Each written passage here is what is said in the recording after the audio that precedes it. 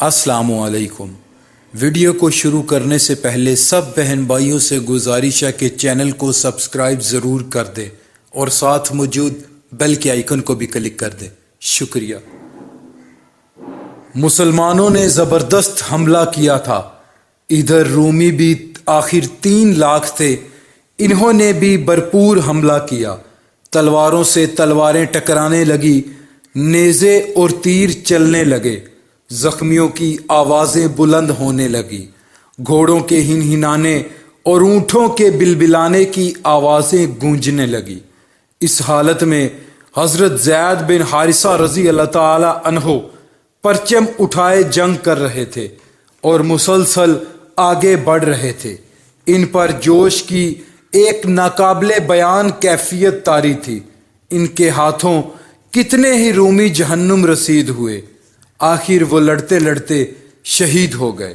اسی وقت حضرت جعفر رضی اللہ تعالی عنہ نے پرچم لے لیا۔ وہ اپنے سرخ رنگ کے گھوڑے پر سوار تھے۔ اب مسلمان ان کی قیادت میں جنگ کرنے لگے۔ انہوں نے اس قدر شدید جنگ کی کہ بیان سے باہر ہے۔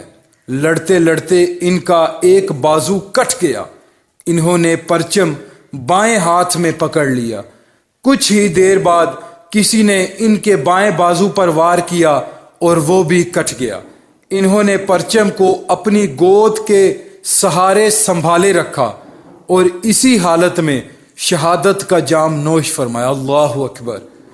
اس وقت حضرت عبداللہ بن رواحہ رضی اللہ تعالی عنہ آگے آئے اور پرچم اٹھا لیا۔ انہوں نے گھوڑے کی بجائے پیدل جنگ کرنا مناسب جانا اور دشمنوں سے مقابلہ شروع کر دیا۔ انہوں نے بھی بہت دلیری سے جنگ کی، یہاں تک کہ شہید ہو گئے۔ اب مسلمان اور عیسائی ایک دوسرے کی صفوں میں گھس چکے تھے اور جنگ گمسان کی ہو رہی تھی۔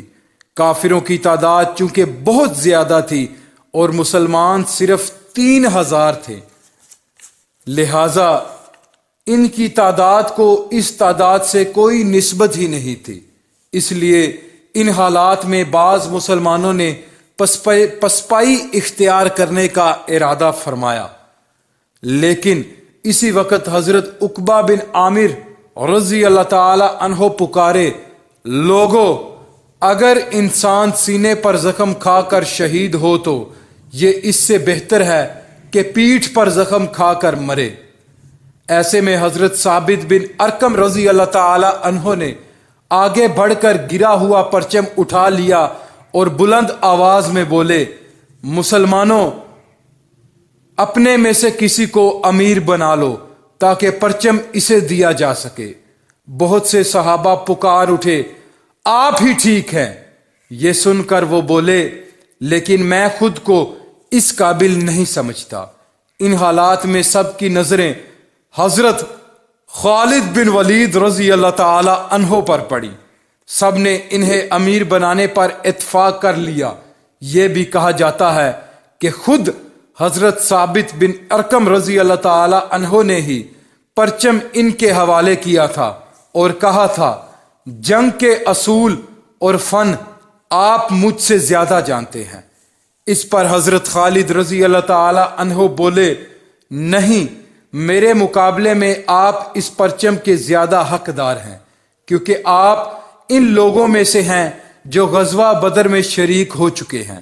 آخر سب کا اتفاق حضرت خالد بن ولید رضی اللہ تعالی عنہ پر ہو گیا۔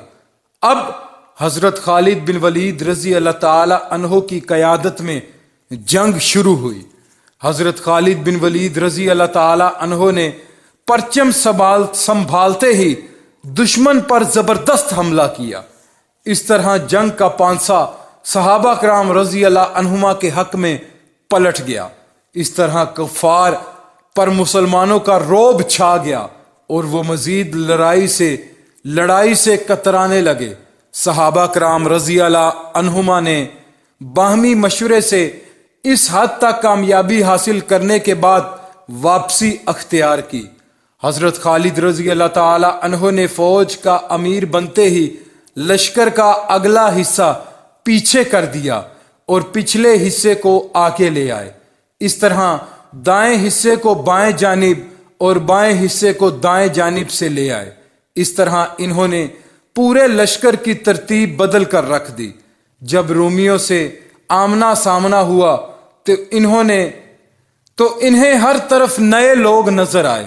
اس طرح انہوں نے خیال کیا کہ مسلمانوں کو کمک پہنچ گئی ہے۔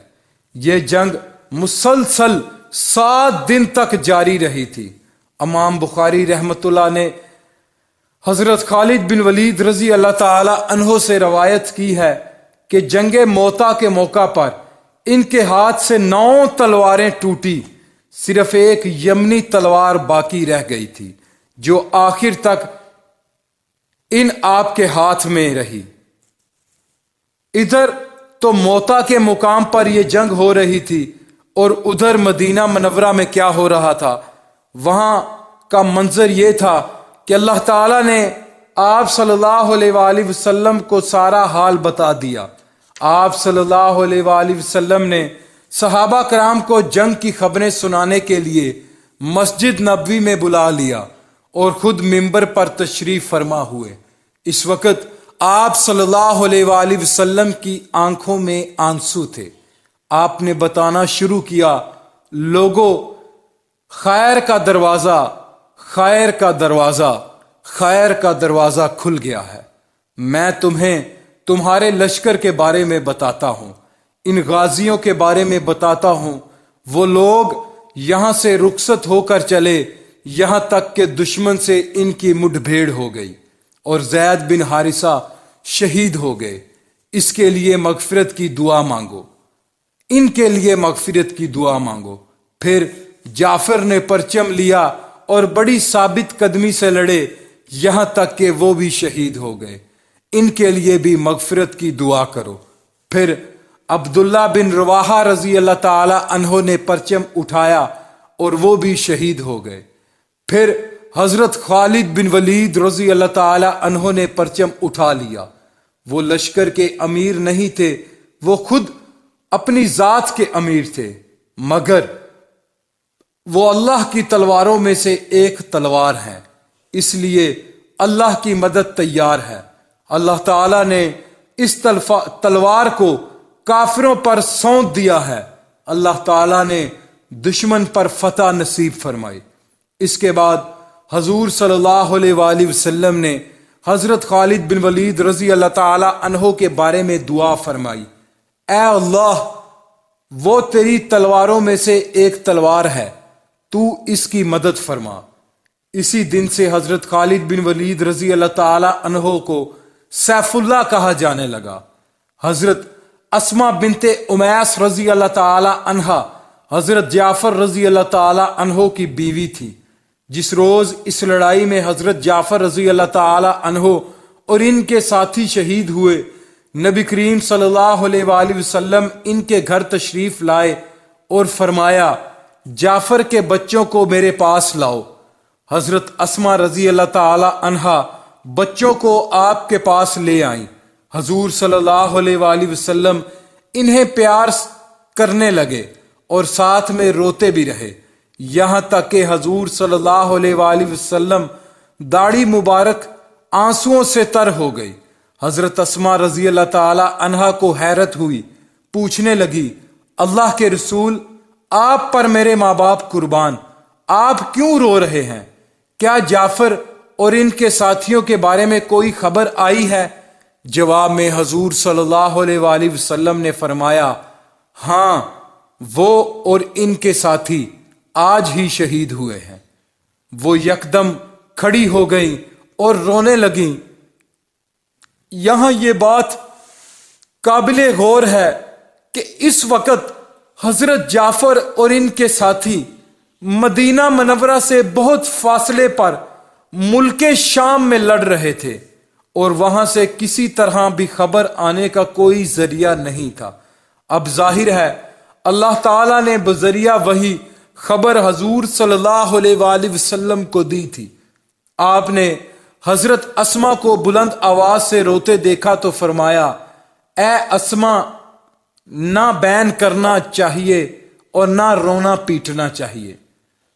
جلد ہی وہاں عورتیں بھی جمع ہو گئیں، وہ بھی یہ خبر سن کر رونے لگی، نوحہ اور ماتم کرنے لگی۔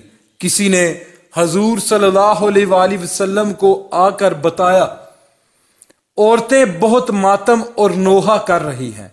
آپ صلی اللہ علیہ وآلہ وسلم نے ان سے ارشاد فرمایا، جا کر انہیں خاموش کرو۔ اللہ پاک پڑھنا اور سننا قبول فرمائے۔ اللہ پاک کمی کو